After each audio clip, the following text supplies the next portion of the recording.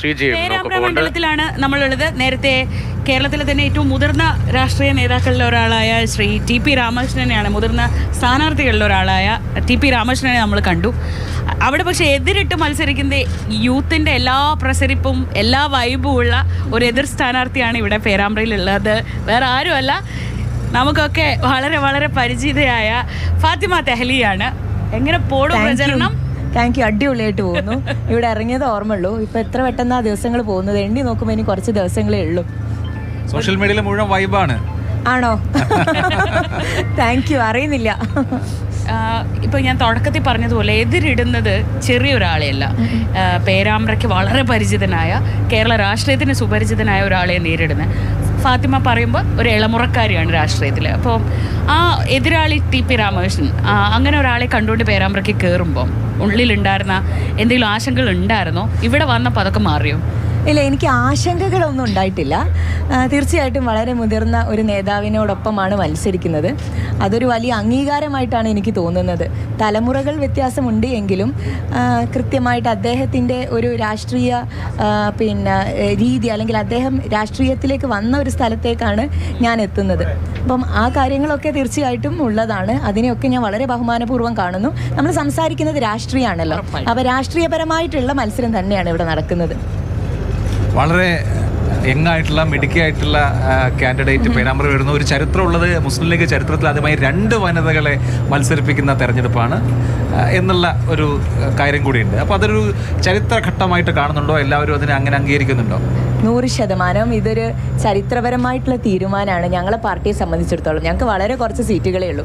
ആ സീറ്റുകളിൽ 2 സീറ്റ് സ്ത്രീകൾക്ക് നൽകുക എന്ന് പറയുമ്പം അതൊരു ഭയങ്കര ഡിസിഷനാണ്. അപ്പം അതിലൊരാളാവാൻ സാധിക്കുക എന്ന് പറയുമ്പം അത് വീണ്ടും ഒരു അംഗീകാരമാണല്ലോ. ഞാൻ വളരെ ഹാപ്പിയാണ് ആ കാര്യത്തിൽ. പാർട്ടി എന്നെ ആ രൂപത്തിലേക്ക് ഒരു ചുമതല തന്ന് ഇങ്ങോട്ട് പറഞ്ഞയക്കുമ്പം അത് 100% നിർവഹിക്കാനുള്ള ഒരു ആത്മവിശ്വാസത്തിലാണ് ഞാനുള്ളത്. പേരാമ്പ്രയിലെ പ്രചരണം ഏത് രീതിയിലാണ്? ഇപ്പോൾ നമുക്ക് ഫാത്തിമ പറഞ്ഞ പോലെ വളരെ രാഷ്ട്രീയമായിട്ട് കാണാം. ഞങ്ങൾ ശ്രീ TP രാമകൃഷ്ണനോട് സംസാരിച്ചപ്പോൾ അദ്ദേഹം പറയണ്ടായി ഇത് കുട്ടിക്കളിയല്ല എന്ന് പറയണ്ടായി. അങ്ങനെ എതിർപക്ഷത്തെ പ്രചാരണത്തെ കുട്ടിക്കളിയായിട്ട് LDF കാണുന്നുണ്ടോ? എനിക്ക് തോന്നുന്നു പൊതുവേ ഇപ്പോൾ നമ്മൾ സ്ത്രീകൾ രംഗത്തേക്ക് വരുമ്പോൾ ഉണ്ടാകുന്ന ഒരു എതിർപ്പുണ്ട്, അല്ലെങ്കിൽ പുതിയ ജനറേഷനിലെ ആളുകൾ രാഷ്ട്രീയത്തിലേക്ക് വരുമ്പോൾ ഉണ്ടാകുന്ന ഒരു എതിർപ്പുണ്ട്. അത്തരത്തിലുള്ള ഒരു വാചകമായിട്ടാണ് എനിക്ക് അതിനെ തോന്നുന്നത്. ഒരിക്കലും കുട്ടിക്കളി എന്ന് പറയുമ്പം ആ രൂപത്തിൽ ഏത് ഒരു അർത്ഥത്തിലാണ് അദ്ദേഹം സംസാരിച്ചതെന്ന് എനിക്കറിയില്ല. ഗൗരവമേറിയ ഒരു കാര്യമാണ് അവിടെ. ഇപ്പോൾ ഈ നമ്മൾ കാണുന്ന ഷോ ഓഫ് അല്ല വേണ്ടത് എന്നാണ് അദ്ദേഹം പറയുന്നത്. അപ്പം നമ്മളെ ഗൗരവത്തിലെടുക്കുക എന്ന് പറയുന്നത് എപ്പോഴും സ്ത്രീകൾക്ക് ആദ്യം ചെയ്യേണ്ട ഒരു ഫൈറ്റ് നമ്മളെ ഗൗരവത്തിലെടുക്കുക എന്നുള്ളതാണ്.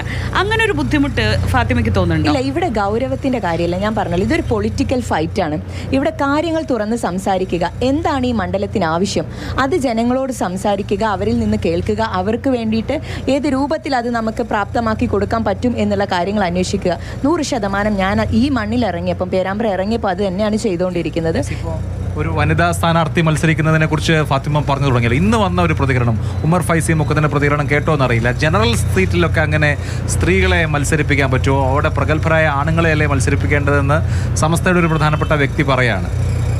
ഞാനത് കേട്ടിട്ടില്ല. ഇനി അത് ഏത് കോണ്ടെക്സ്റ്റിലാണ് അദ്ദേഹം സംസാരിച്ചതെന്നുള്ളത് എനിക്കറിയില്ല.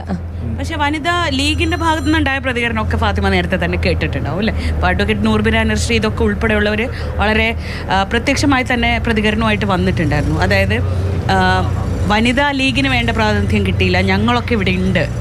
അപ്പോഴാണ് ഫാത്തിമ തെഹ്ലിയും അല്ലെങ്കിൽ ദേശീയ തലത്തിൽ ലീഗിൽ പ്രവർത്തിക്കുന്ന ജയന്തി രാജനും ഒക്കെ വരുന്നത്. അതിൽ അവർ അതൃപ്തിയാണ്, സ്വാഭാവികമായിട്ട് അതൃപ്തി പ്രകടിപ്പിക്കുകയും ചെയ്തിരുന്നു. അതിനെ എങ്ങനെ കാണുന്നു? ഇപ്പോൾ നിങ്ങളെപ്പോലെയുള്ള പുതുരക്തങ്ങളെ കൊണ്ടുവരിക എന്ന് പറയുന്നത് ഒരു വളരെ പ്രധാനപ്പെട്ട ഒരു ലക്ഷ്യമായിട്ട് തന്നെ ഇത്തവണ മുസ്ലിം ലീഗ് എടുത്തിട്ടുണ്ടെന്ന് പട്ടി കാണുമ്പോൾ നമുക്ക് മനസ്സിലാവുന്നുണ്ട്. പക്ഷെ അതിനെ വനിതാ ലീഗിൽ നിന്നുണ്ടായിരുന്ന ആ എതിർപ്പൊക്കെ എങ്ങനെ കാണുന്നു? ഇല്ല, അത് നേരത്തെ പാർട്ടി സംസാരിച്ച് അവർക്ക് എന്തെങ്കിലും കൺഫ്യൂഷൻ ഉണ്ടെങ്കിൽ അത് ക്ലിയർ ചെയ്തു എന്ന് തന്നെയാണ് ഞങ്ങളെ ബോധ്യപ്പെടുത്തിയിട്ടുള്ളത്.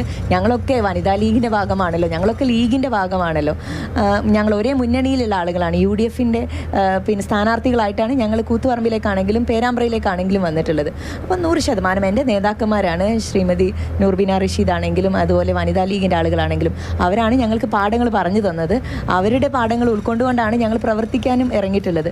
അപ്പോൾ അതിനെ ആ ഒരു സ്വീകാര്യത അവരൊക്കെ ഇന്നിപ്പോൾ ഇവിടെ ഷാഹിന നിയാസി വനിതാ ലീഗിൻ്റെ സംസ്ഥാന സെക്രട്ടറി ഇവിടെ വന്നിട്ടുണ്ട്. അപ്പോൾ അവരൊക്കെ ഞങ്ങളോടൊപ്പം ഉണ്ട്, സജീവമായി തന്നെ ഉണ്ട്. മറ്റൊരു വാദം കേട്ടത് ജമാഅത്തെ ഇസ്ലാമിയുടെ നോമിനിയാണ് ഫാത്തിമ തെഹ്ലിയ എന്നുള്ളതാണ്.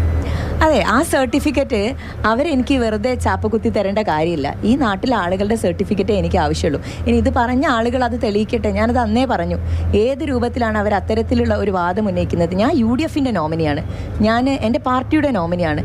ഈ നാട്ടിലെ ആളുകളോട് സംസാരിക്കാൻ വേണ്ടിയിട്ടാണ്, രാഷ്ട്രീയപരമായിട്ടുള്ളൊരു ഫൈറ്റിനാണ് ഞാൻ വന്നിട്ടുള്ളത്. അതുകൊണ്ട് അത്തരത്തിലുള്ള വാദം ഉന്നയിക്കുന്നവർ ഏത് രൂപത്തിലാണ് എന്നെ അത്തരത്തിലൊരു നോമിനിയായിട്ട് കാണുന്നത് എന്ന് അവർ തെളിയിക്കട്ടെ. ഞാനത് പറഞ്ഞതാണ് ഓൾറെഡി. ഫാത്തിമയുടെ ഒരു സ്ഥാനാർത്ഥിത്വം ഒരു അസ്വസ്ഥത അല്ലെങ്കിൽ ഒരു ഡിസ്റ്റർബൻസ് ഉണ്ടാക്കിയിട്ടുണ്ട്, അതുകൊണ്ടാണ് പലതരത്തിൽ ഇങ്ങനെയൊക്കെയുള്ള പ്രതികരണം വരുന്നത്, അങ്ങനെ തോന്നിയിട്ടുണ്ടോ? ഞാൻ ഇതൊക്കെ എക്സ്പെക്ട് ചെയ്തുകൊണ്ട് തന്നെയാണ് ഇങ്ങോട്ട് വന്നിട്ടുള്ളത്. ഏതൊക്കെ രൂപത്തിൽ അവർ ഇത്തരത്തിലുള്ള വാദങ്ങൾ കൊണ്ടുവരും എന്നുള്ളതായിരുന്നു ഞാൻ ഉറ്റുനോക്കിക്കൊണ്ടിരുന്നത്. ഇതിപ്പോൾ ഇത്രയല്ലേ എത്തിയിട്ടുള്ളൂ, ഇനിയിപ്പോൾ വരാൻ കുറച്ച് ദിവസങ്ങൾ കൂടെ ഉണ്ടല്ലോ. അതിലിനി എന്തൊക്കെ സംഭവിക്കും, എന്തൊക്കെ കുപ്രചരണങ്ങൾ അവർ നടത്തും എന്നുള്ളത് ഞാൻ നോക്കിക്കാണുക. മാത്രമല്ല, ഇപ്പോൾ നിങ്ങൾ ശ്രദ്ധിച്ചിട്ടുണ്ടാവും, രാഷ്ട്രീയത്തിൽ പ്രവർത്തനം ആരംഭിച്ച അന്ന് മുതലേ സൈബർ ബുള്ളിങ്ങിന് വിധേയമായിക്കൊണ്ടിരിക്കുന്ന ഒരാളാണ് ഞാൻ. ഇപ്പോൾ ഈ അടുത്ത ദിവസങ്ങളിൽ സ്ഥാനാർത്ഥിത്വം പ്രഖ്യാപിച്ചതിന് ശേഷം രൂക്ഷമായിട്ടുള്ള സൈബർ അറ്റാക്കുകളാണ് നടക്കുന്നത്. അത് കൃത്യമായിട്ട് വരുന്ന ഹാൻഡിലുകൾ പരിശോധിച്ച് നോക്കിയാൽ ആരാണ് ഇതിന് പിന്നിലുള്ളത് എന്ന് വ്യക്തമാണ്.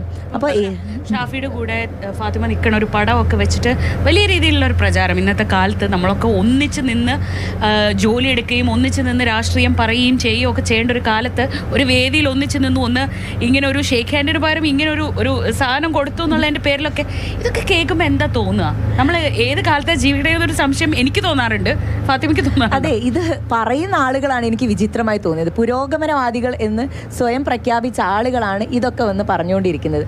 അതാ ഞാൻ പറഞ്ഞത്.